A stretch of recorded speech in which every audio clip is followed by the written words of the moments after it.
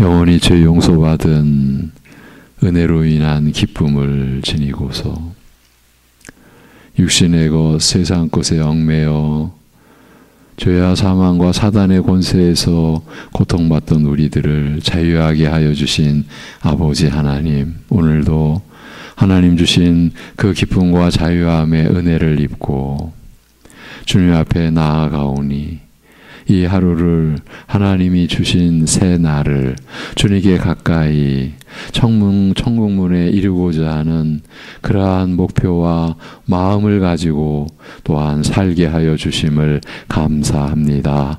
그러기에 이 새벽에도 저희들에게 말씀을 들려 주옵시고 우리에게 주신 하나님의 은혜를 우리를 위하여 행하신 하나님의 그 일과 그 일 안에 담긴 하나님의 은혜를 또 깨닫고 또 붙들 수 있는 시간 되게 하여 주시옵소서. 감사드리며 예수님의 이름으로 기도합니다. 아멘.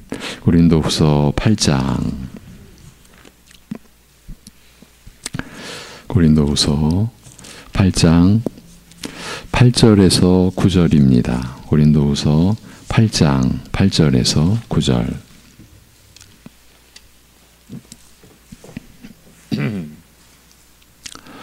고린도후서 8장 8, 9절. 내가 명령으로 하는 말이 아니요 오직 다른 이들의 간절함을 가지고 너희의 사랑의 진실함을 증명하고자 함이로라. 우리 주 예수 그리스도의 은혜를 너희가 알거니와 부요하신 이로써 너희를 위하여 가난하게 되심은 그의 가난함으로 말미암아 너희를 부요하게 하려 하심이라. 아멘. 함께 한 번 더 읽겠습니다. 다 같이.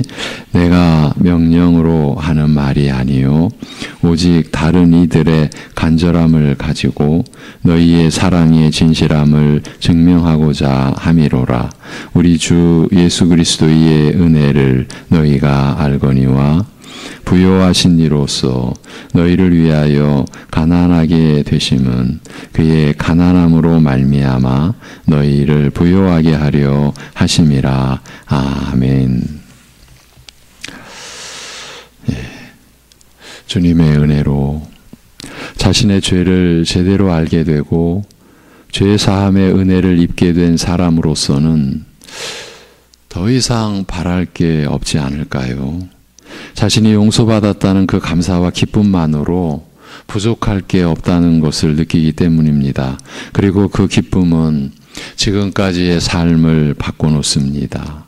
늘 무엇인가에 얽매이며 살아야 했던 삶이, 그래서 무거웠던 삶이 어느 순간 가벼워진 것입니다. 나도 내 주변도 내 환경과 처지도 모두 그대로인데 어떤 변화가 일어난 것을 자신은 아는 것입니다. 내 안에서 항상 무겁게 자신을 억누르고 또 자신을 올가매고 있던 것들로부터 자유로워진 것입니다. 죄와 허물로 인한 고통, 멸시받는 아픔, 단절된 관계로 인한 슬픔, 회복할 수 없다는 절망과 두려움뿐만이 아니라 그런 자신을 여전히 쥐어 틀고 있는 자기 자신으로부터 자유하게 된 것입니다. 예수님을 만난 수가성의 한 여인이 즉각적으로 누렸던 이 은혜, 이 충격적인 은혜가 바로 그것입니다. 자신의 죄 많은 삶으로 인해 모든 사람들로부터 받았던 경멸과 조롱의 눈초리도, 자신이 스스로 지니고 있었던 수치심과 그로 인한 고통마저도 자신이 받은 용서와 정결케 하시는 은혜를 넘어설 수 없었고, 그래서 다른 사람들에게 자신의 기쁨과 감사를, 곧 그분의 사랑과 은혜를 전하게 된 것입니다. 온 동네에 달려가면서 내가 행한 모든 일을 내게 말한 그분을 와서 보라고 말입니다. 이 말은 자신의 죄악과 그로 인한 두려움과 수치심이 이제 자신을 속박할 수 없다는 선언입니다. 그리고 드디어 자기 자신에게 얽매여 있었던 속박에서도 자유하게 된 것입니다. 새 사람이 된 것입니다. 어제는 이런 삶을 살도록 하시기 위하여 예수님께서 하신 아무든지 나를 따라오려거든 자기를 부인하고 날마다 제 십자가를 지고 나를 따를 것이니라. 누구든지 제 목숨을 구원하고자 하면 잃을 것이요 누구든지 나를 위하여 제 목숨을 잃으면 구원하리라고 하신 말씀을 나눴습니다. 이제 자기 목숨을 위하는 자는 잃을 것이요 주님을 위하여 제 목숨을 버리면 구원받게 되는 신앙의 이치를 따라 죄사함 받은 신자로서의 자유로운 신앙생활을 누리시라고 권해드렸습니다. 자기 목숨을 위하는 자는 잃을 것이라고 하시는 말씀 안에서 자신에게서 자유하시라고 권했습니다. 자신의 목숨을 위한다고 한들 아무 소득도 결과도 없기 때문입니다. 오히려 잃을 것이기 때문입니다. 그러니 내가 해야 된다고, 내가 나서야 된다고, 내가 이루어야 된다라고 하면서 그래서 신앙생활까지도 나의 일이 되는 지경에서 벗어나자고 했습니다. 내 삶도 내 가정도 내 일도 교회를 섬기는 일도 내가 하는 것이 되어서는 안 되는 것입니다. 내가 하는 것은 다 잃을 것이기 때문입니다. 내가 하지 않는 것이 주님을 의지하고 주님께 맡기며 하는 것이 자신에게서 자유하게 된 신자의 삶인 것입니다. 이것이 진리를 알지니 진리가 너희를 자유케 하리라는 말씀이 이루어진 신자의 삶인 것입니다. 그런데 이렇게 살아가는 것이 신자의 부요한 삶으로 그대로 이어집니다. 이런 이유 때문에 그리스도 안에서 열리는 신자의 또 하나의 열매로 부요를 제시해 드린 것입니다. 그리스도의 은혜로 열리게 되는 신자의 열매는 기쁨으로 자유함으로 이제 부요로 이어집니다. 그러면 어떻게 이렇게 연결이 될 수 있을까요? 방금 말씀드린 대로 죄사함의 기쁨과 그로 인해 자유롭게 주님을 따라가는, 주님을 섬기는, 자유롭게 그렇게 섬기는 삶 자체가 부요한 신자의 삶이요 그 모습이라고 볼 수 있기 때문이기도 하지만 더 구체적인 사례를 들어드립니다. 이번 주 첫날부터 등장한 수가성의 한 여인에게 일어난 일을 또다시 들려드립니다. 사마리아 땅 수가성 우물가, 늘 다니던 그 우물가에서 뜻밖에도 예수님을 만난 이 여자는 왜 자신의 그 부끄러운 일을 제 입으로 온 동네에 외고 다녔던 것일까요? 이럴 수 있습니까? 근데 본인 스스로도 상상할 수 없었던 일이 일어난 것이죠. 자신의 부끄러운 일을 제 입으로 온 동네에 외고 다녔으니까요. 네. 왜 그랬을까요? 수치도 염치도 모르는 여자였을까요? 아닙니다. 다만 그가 만난 예수님으로부터 이 부끄러운 죄를 용서하시고 정결케 하시는 은혜를 입었기 때문입니다. 이 죄로 말미암아 짓눌리던 양심의 고통에서 자유함을 얻었기 때문입니다. 그가 예수님으로부터 받아 마신 생수는 바로 죄사함의 은혜요, 이 은혜를 입은 자 안에서 솟아나는 신령한 생수 곧 성령의 은혜였습니다. 여자는 자신의 부끄러운 행실을 외고 다닌 것이 아닙니다. 무슨 자랑거리라고 자기의 행실을 외고 다녔겠습니까? 다만 자기의 죄를 지적하시는 예수님의 말씀을 들으면서 지금까지의 부끄러운 행실과 삶이 하나하나 드러나는 가운데 경험하게 된 은혜를 알리고자 하였을 뿐입니다. 너무 좀 연결하기가 조금은 좀 그럴 것 같지만 여러분, 우리가 몸이 아플 때, 이가 아플 때, 잇몸이 아플 때 그대로 놔두면 계속 그 아픔이, 염증이, 고통이 자신을 괴롭히는데 일단 전문가에게, 의사에게 내보였을 때 제가 이제 이를 예로 든다면은 쑤시고 갈고 파내고 그 고통은 얼마나 사실은요 누구나 치과 가기 싫어하잖아요. 그런데 그 과정을 지나가면 시원해지지 않습니까? 며칠이 지나면 고통도 염증도 가라앉게 되고 좀 육신의 비유를 그냥 들어드린 겁니다. 지금 이 여자가 자기의 죄를 지적하시는 그때는 얼마나 왜 내 죄를, 내 부끄러움을, 내 수치를 왜 드러내는 것이지 얼마나 한편으로는 분노까지도 이뤘을 것입니다. 그런데 그 죄를 지적하시는 예수님의 말씀 앞에서 그 말씀을 들으면서 지금까지의 부끄러운 행실과 삶이 하나하나 드러나는 가운데 놀랍게도 은혜를 경험하게 된 겁니다. 은혜를 입은 겁니다. 지금 그 은혜를 알리고자 하였을 뿐입니다. 죄로 더럽혀진 삶, 비참하고 고통스러운 과거의 일을 치유하시고 그래서 또 회복해 하시고 정결케 해주신 주의 은혜를 전한 것입니다. 이 은혜가 너무 크고 놀라움으로 그 기쁨이 너무나 크고 감격스러움으로 자신의 부끄러운 행실이 드러나는 것을 개의치 않고, 이걸 어떻게 개의치 않을 수 있습니까? 그 심령의 자유함이 그런데 그런 일을 가능하게 했어요. 그 수치스러움을 개의치 않고 다만 주께서 자신에게 베푸신 은혜에 이 놀랍고 복되고 이 아름답고 이 귀중함만을 모든 사람에게 알리고자 한 것입니다. 그가 입은 은혜를 필요로 하는 모든 사람들에게 이제 진실한 간절한 마음으로, 뭔가 숨겨놓은 마음 없는 순수한 깨끗한 마음으로, 간절한 마음으로 외쳐 전하고자 한 것입니다. 지금 이 내용을 보면 첫날의 기쁨의 열매에 이어 둘째 날의 자유의 열매, 그리고 셋째 날인 오늘 나누는 부요의 열매가 다 들어있지 않습니까? 예수님으로 인하여 기쁨과 자유를 회복한 그는 그가 입은 은혜를 필요로 하는 모든 사람들에게 간절한 마음으로 외쳐 전하게 되는데, 바로 이것이 자신의 부요를 나누는 신자의 삶이 아니겠습니까? 이것이야말로 거저 받았으니 거저 베푸는 부요의 열매가 아니겠습니까? 우리가, 여러분이 누군가에게 예수의 은혜의 향기를 풍기고 예수님의 그 은혜를 삶이든 입술로든 말로든 나누는 거, 거저 받은 거, 거저 베푸는 것 아닙니까? 자신의 부요를 나눠주고 있는 것 아닙니까? 그렇다면 그가 어떻게, 무엇으로 부요하다고 하는 것입니까? 지금까지 본 대로입니다. 그 여자의 심령은 이제 죄로 인한 고통이 아니라 의가 없어 가난한, 그래서 참 비참한 심령이 아니라 죄사함 받은 기쁨과 의롭다함을 받은 감사로 채워졌습니다. 곧 주님의 은혜와 위로와 사랑으로 충만해졌습니다.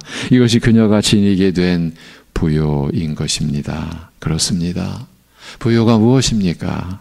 정확히 말해서 신자에게 있어서 부요는 무엇을 가리키는 것입니까? 이에 대한 답을 드리기 위해, 답을 나누기 위해서 오늘 본문인 고린도후서 8장 9절을 제시해 드린 겁니다. 우리 주 예수 그리스도의 은혜를 너희가 알거니와 부요하신 이로써 너희를 위하여 가난하게 되심은 그의 가난함으로 말미암아 너희를 부요하게 하려 하심이라고 말씀합니다. 그러니까 신자된 우리에게 부요는 우리 주 예수 그리스도의 은혜로 이루어진, 그 은혜로 우리에게 주어진 부요를 뜻합니다. 다른 부요가 아닙니다. 이 부요의 의미를 하나님의 말씀으로 찾아서 바로 이해하고 그 말씀을 붙들고 의지하고 사는 것이 우리의 일입니다. 이미 앞에서 그리스도 안에서 받아서 누리는 신자의 부요가 무엇인지에 대하여 진술해 드렸습니다. 그 내용을 고린도후서 8장의 문맥 안에서 확인해 드리고자 합니다. 전체적인 맥락은 사도 바울이 고린도 교회를 향하여 마게도냐 교회를 모범 삼아 공궁에 처한 예루살렘 교회를 섬기기 위한 구제 헌금을 권면하는 내용으로 되어 있습니다. 그런데 바울은 8절에서 내가 명령으로 하는 말이 아니에요. 사도의 심정을 충분히 짐작할 수 있습니다. 내가 명령으로 하는 말이 아니요 오직 다른 이들의 간절함을 가지고, 마게도냐 교회의 그 간절함을 가지고 너희의 사랑의 진실함을 증명하고자 함이라고 하면서, 너희가 받은 주님의 사랑, 그리고 그 사랑으로 또 주님을 섬기며 서로를 섬기는 그 사랑의 진실함을 증명하고자 함이라고 하면서 이어지는 9절에서, 왜냐하면 우리 주 예수 그리스도의 은혜를 너희가 알거니와, 이미 지금 알고 있는 겁니다. 또 과거의 일도 아니고 미래의 일도 아니고 그 지식은 지금도 진행되고 있는, 너희가 알거니와 부요하신 이로써 너희를 위하여 가난하게 되심은 그의 가난함으로 말미암아 너희를 부요하게 하려 하심이기 때문이라고 진술합니다. 벌써 이 두 구절 안에서 그의 가난함으로 말미암아 너희를 부요하게 하려 하심이라고 하신 그 부요의 내용이 소개되고 있습니다. 앞에서는 너희의 사랑의 진실함을 증명하기 위함이라고 하고, 뒤에서는 우리 주 예수 그리스도의 은혜를 너희가 안다고 하지 않습니까? 그리스도께서 믿는 자들로 하여금 부요하게 하신 것은 다름 아닌 사랑과 은혜, 그 주의 사랑과 은혜인 것입니다. 그리스도께서 부요하신 이로써 우리를 위하여 가난하게 되심이 무엇을 가리킵니까? 좀 더 구체적으로 우리가 들여다보겠습니다. 그것은 예수님의 성육신의 역사 전체입니다. 그는 근본 하나님의 본체시나 하나님과 동등됨을 취할 것으로 여기지 아니하시고 오히려 자기를 비워 종의 형체를 가지사, 하나님의 영광을 비우시고 종의 형체를 가지사, 이렇게 가난해지실 수가 있겠습니까? 근데 그렇게 하신 것입니다. 그래서 사람들과 같이 되셨고, 사람의 모양으로 나타나사 자기를 낮추시고 죽기까지 복종하셨으니 그 십자가의 죽으심이라고 하신 빌립보서의 말씀 그대로입니다. 이렇게 가난하게 되심은 그의 가난함으로 말미암아 우리를 부요하게 하려 하심이라고 하셨으니, 그렇다면 우리에게 주어진 부요는 무엇이고 어떤 것입니까? 빌립보서의 이 말씀 바로 앞에 너희 안에 이 마음을 품으라, 곧 그리스도 예수의 마음이니라고 했습니다. 그리스도 예수의 마음을 품는 것이야말로 신자의 심령의 부요함입니다. 신자의 심령이 간직하는 부요입니다. 그 거룩함이요, 사랑이요, 위로요, 긍휼이요, 겸손입니다. 성경 전체를 배경으로 하면 그리스도의 가난함으로 말미암아 우리가 부요케 된 내용은 죄사함, 거듭남, 하나님의 자녀됨의 이 모든 은혜입니다. 그리고 그리스도와 함께한 하나님의 상속자로서 누가요? 여러분이. 그리스도 안에 계신 여러분이 하나님의 상속자로서 영원한 기업을 약속받은 부요이기도 합니다. 이것이 그리스도 안에서 열리는 신자의 열매인 부요입니다. 그런데 이 부요를 이루는 모든 것이 하나님의 은혜로 인한 것입니다. 하나님의 은혜로 이루어졌고 우리에게 주어진 것입니다. 값없이 받은 선물과 같다는 뜻입니다. 그래서 이 부요가 드러나고 나타나는 방식도, 과정도, 결과도 모두 값없이 받은 그대로인 것입니다. 이렇기 때문에 거저 받았으니 거저 베푸는 부요의 열매라고 한 것입니다. 이렇게 보면 그리스도의 가난해지심으로 우리에게 주어진 부요, 사실 그 부요는 잠시 있다가 사라져갈 부요가 아니죠. 영원한 부요죠. 더 풍성해져 가는 부요죠. 우리의 육신의 연약한 몸에 제한받지 않는, 이 세상의 그 무엇에 의하여 결코 영향받지 않는 이 부요, 우리에게 주어진 부요는 이 세상 것이나 물질적인 것이나 현실적인 형태가 아닙니다. 고린도후서 이 8장의 문맥에서도 이 점이 분명하게 입증되어 있습니다. 바울 사도가 마게도냐 교회들을 모범 삼아 고린도 교회를 권면하고 있는데 그 모범이 되는 내용을 들어보십시오. 이 고린도서 8장 1절에서 3절의 내용입니다. 형제들아, 하나님께서 마게도냐 교회들에게 주신 은혜를 우리가 너희에게 알리노니, 지금 은혜를 알린다고 합니다. 어떤 내용입니까? 너무나 놀랍게도 환난의 시련, 환난의 그것도 많은 시련 가운데서 그들의 넘치는 기쁨과 극심한 가난이 그들의 풍성한 연보를 넘치도록 하게 하였느니라. 내가 증언하노니 그들이 힘대로 할 뿐 아니라 힘에 지나도록 자원하여, 이렇게 기록되어 있습니다. 그리스도 안에서 마게도냐 교회들이 받은, 마게도냐 교회 안에 지체된 신자들이 받은 부요는 환난의 많은 시련과 극심한 가난 가운데서도 기쁨과 자원함으로 힘에 지나도록 풍성한 연보를 넘치도록 할 수 있도록 하신 하나님의 은혜였습니다. 절대로 물질적인 부요가 아닙니다. 하나님의 은혜와 사랑이 주는 그 충만함의 부요인 것입니다. 그래서 이 세상의 부요에 대하여 예수님께서 말씀하신 내용을 남은 시간은 찾아서 보려고 합니다. 우리가 세상의 부요에 대하여 얼마나 그 속에 뒤섞여서 그로 인해 시달리고 그로 인해 우리의 갈 길이 늘 헷갈리게 되고 우리가 그렇게 살고 있지 않습니까? 사람들의 부요, 이 세상의 부요, 그것에 대해서 예수님이 하신 말씀을 보겠습니다. 누가복음 12장 13절에서 21절 말씀입니다. 누가복음 12장입니다. 13절에서 21절.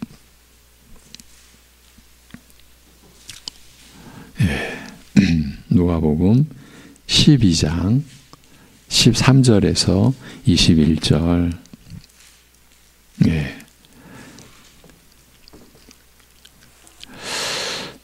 제가 좀 빠른 속도로 읽어보겠습니다. 많이들 아시는 내용입니다. 무리 중에 한 사람이 이르되 선생님, 예수님 보고 선생님, 내 형을 명하여 유산을 나와 나누게 하소서 하니 이르시되 이 사람아, 예수님의 말씀이십니다. 이 사람아, 누가 나를 너희의 재판장이나 물건 나누는 자로 세웠느냐 하시고 이제 본격적으로 나옵니다. 그들에게 이르시되 삼가 모든 탐심을 물리치라. 사람의 생명이 그 소유에 넉넉한 데 있지 아니하니라 하시고 또 비유로 그들에게 말하여 이르시되 한 부자가 그 밭에 소출이 풍성함에 심중에 생각하여 이르되 내가 곡식 쌓아둘 곳이 없으니 어찌할까 하고 또 이르되 내가 이렇게 하리라. 내 곡간을 헐고 더 크게 짓고 내 모든 곡식과 물건을 거기 쌓아두리라. 또 내가 내 영혼에게 이르되 영혼아, 여러 해 쓸 물건을 많이 쌓아두었으니 평안히 쉬고 먹고 마시고 즐거워하자 하리라 하되 하나님은 이르시되 우리 이 부분은 같이 읽겠습니다. 하나님은 이르시되 20절 21절 시작. 하나님은 이르시되 어리석은 자여 오늘 밤에 내 영혼을 도로 찾으리니 그러면 내 준비한 것이 누구의 것이 되겠느냐 하셨으니 자기를 위하여 재물을 쌓아두고 하나님께 대하여 부여하지 못한 자가 이와 같으니라. 아멘. 이 말씀 안에서 부요에 대한 개념을 찾아보겠습니다. 삼가, 물론 그 부요는 세상에서 움켜쥐고 있는 부요의 개념입니다. 삼가 모든 탐심을 물리치라. 사람의 생명이 그 소유에 넉넉한 데 있지 아니하니라고 하신 말씀 안에서 보면 사람이 모든 탐심을 갖는 것은 자기 생명이 다른 것도 아닌 자기 생명이 그 소유에 넉넉한 데 있다고 여기기 때문이라는 점을 발견할 수 있습니다. 예수님의 말씀 안에서 일반적으로는 소유에 넉넉한 것이 그 부요입니다. 부요함입니다. 그러니까 죄로 인하여 타락한 사람들은 자기 소유의 넉넉함, 그 부요함을 자기 생명과 같이 여긴다는 것이에요. 그 썩어질 것을 자기의 생명으로 여기는 거예요. 소유의 넉넉한 그 부요를 생명의 능력같이 여기는 것이에요. 비유 속에서 드러난 점을 같이 연계시키면 여러 해 쓸 물건을 많이 쌓아두었으니 평안히 쉬고 먹고 마시고 즐거워하는 것이 바로 소유의 넉넉한 상태요. 이렇게 부요한 것이 곧 자기 생명을 지키는 수단으로 여길 뿐만 아니라 그 부요 자체를 생명으로 보는 것입니다. 이 점에 대해서 예수님께서 어떻게 평가하시는지는 비유 후반부에 잘 드러나 있습니다. 하나님은 이르시되 어리석은 자여 오늘 밤에 내 영혼을 도로 찾으리니 그러면 내 준비한 것이 누구의 것이 되겠느냐라고 말씀하십니다. 소유의 넉넉함을 생명의 넉넉함으로 보는 어리석은 인간을 향하여 하나님께서 말씀하십니다. 오늘 밤에 내 영혼을 도로 찾으리니 그러면 내 준비한 것이 누구의 것이 되겠느냐라고 말입니다. 오직 하나님께서 생명을 주시기도 하시고 도로 찾으시기도 하신다고 하신 말씀이에요.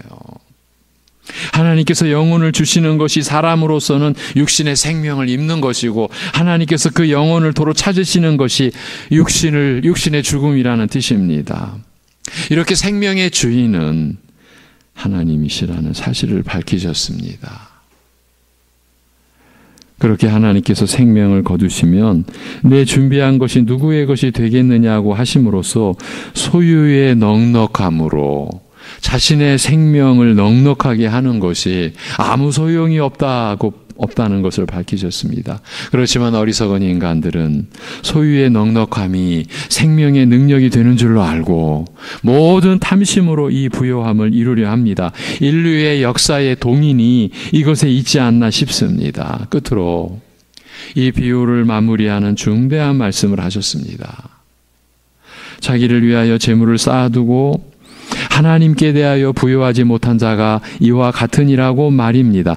자기를 위하여 재물을 쌓아두는 자는 하나님께 대하여 부요하지 못한 자라고 하십니다. 여기에서 부요의 용도가 등장을 하는 거예요. 자신을 위해서만 쓰이는 부요가 있고 하나님께 대하여 쓰이는 부요가 있다는 것입니다. 그렇다면 부요는 목적이 아니라 수단인 것이에요. 일반적으로 사람들에게 부요는 목적입니다. 목적으로 여겨집니다. 부요 자체가 살아가는 목적입니다. 그 부요를 위하여, 그 썩어갈, 부패할 그 부요를 위하여 자신의 생명 전체를 다 갖다 바치지 않습니까? 부요가 목적이에요. 소유의 넉넉함이 생명의 능력이라고, 아니 생명 그 자체라고 여기니까요. 그렇지만 예수님께서는 부요는 목적이 아니라 수단이라고, 수단에 불과한 것이라고 이렇게까지. 그래서 자신을 위하는 수단이 될 수도 있고 하나님을 위한 수단이 될 수도 있다고 말씀하십니다. 그렇다면 하나님께 대하여 부요하지 못한 자, 그러니까 그 부요를 자신만을 위해 쓴 자, 그렇죠? 자신만을 위해 쓴 자, 하나님께 대하여 부요하지 못한 자가 어떤 사람입니까? 이 점을 통해서 우리는 부요가 자신을 위한 수단과 하나님을 위한 수단으로 쓰이는 것이 어떻게 다른지를 알 수 있습니다. 이 땅의 소유를 모아 쌓되 오직 자기를 위해 축적하며 또한 그것으로 먹고 마시며 즐기려 할 뿐이요, 하나님을 향해서는 인색한 자, 하나님께서 기뻐하시는 뜻을 이루며 순종하는 데는 인색한 자가 이러하다라는 말씀입니다. 이 땅에 썩고 부패한 쾌락을 위해 그 모든 힘과 소유를 탕진하나 하나님의 선하신 뜻을 생각하며 순종하는 일에는 인색하고 가난한 자, 썩어 없어질 것을 위하여서는 그 가진 모든 소유와 힘을 탕진하면서도 정작 영원한 것을 위해서는 인색하고 가난한 자가 얼마나 어리석은지 가르치는 비유의 말씀인 것입니다. 어제 12살 그 소년이 아버지가, 어머니가 가시는 그 길을 나도 같이 가겠다고, 짧은 생명 때문에 여기서 내가 하나님 부인할 수 없다고, 예수님 부인할 수 없다고, 내게는 영원한 생명이 있다고, 난 여기 계신 분들과 엄마 아빠와 같이 저 십자가에 달리겠다고.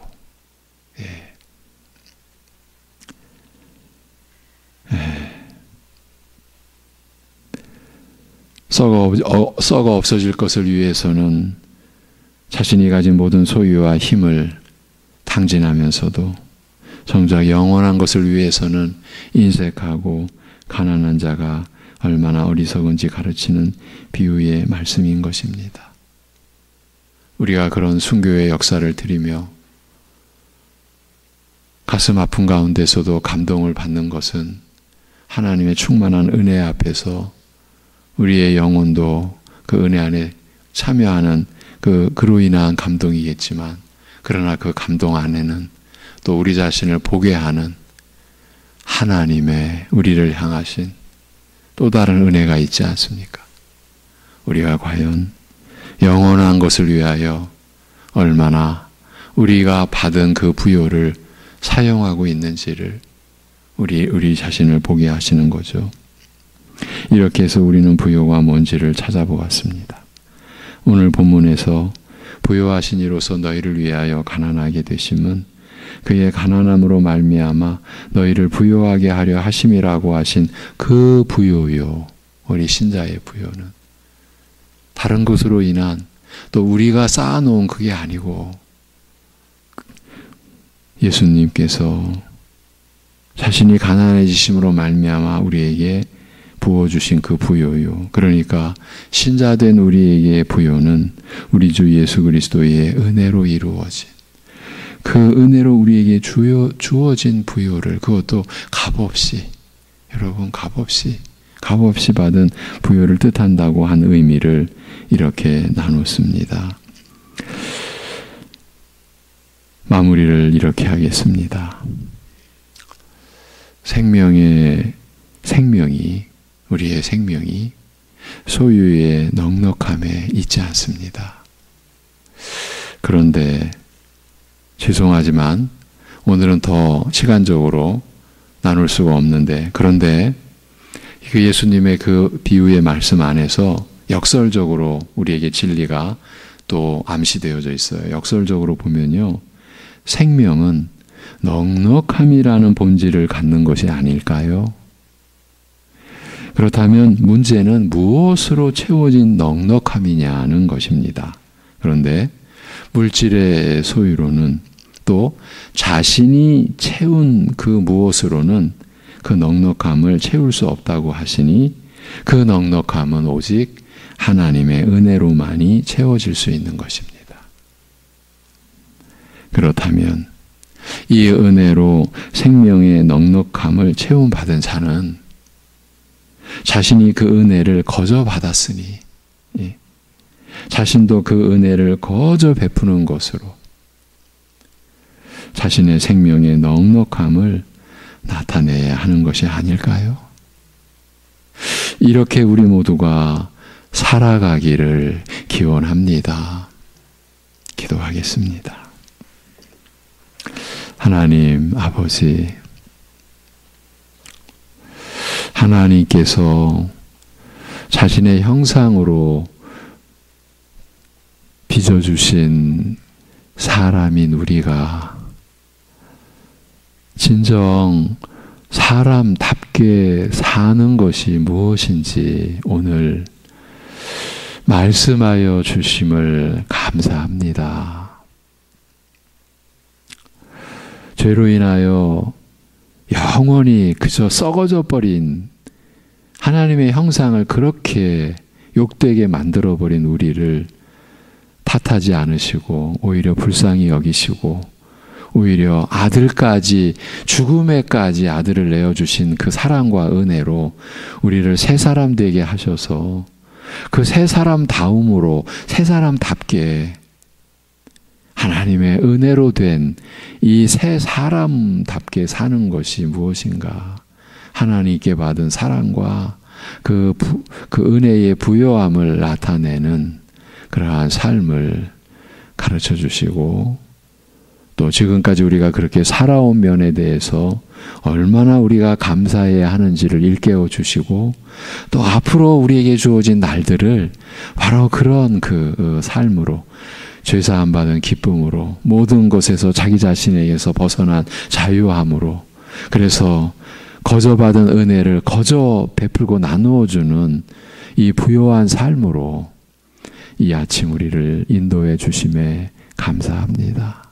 아버지 하나님, 이것은 이 부요의 삶은 남녀노소 또 연령, 무슨 외적인 그 어떤 차이를 극복해낼 수 있는, 초월할 수 있는, 우리 모두가 참여할 수 있는 이 귀한 이 부요의 삶이 우리 어르신들 가운데서도 펼쳐지고, 우리 자녀들도 이러한 삶을 우리 부모 세대로부터 보고 말씀으로부터 배우면서 자라갈 수 있는 축복을 허락하여 주시옵소서.